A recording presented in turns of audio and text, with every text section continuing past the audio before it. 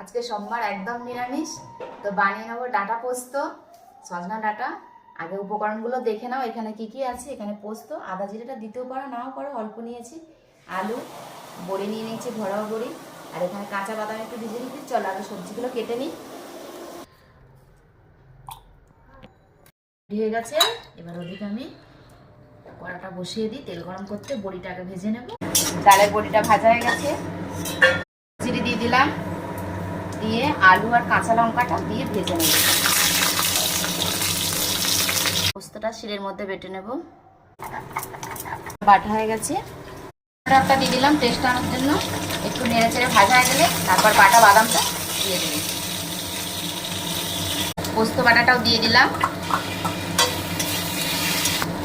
লবণ পরিমাণ মতো, হলুদটা পরিমাণ মতো দিলাম। ডাঁটা যাবে না, এখনকার ডাঁটা তিতো ডাঁটা, যখন ফুটবে তখন দিয়ে দেব।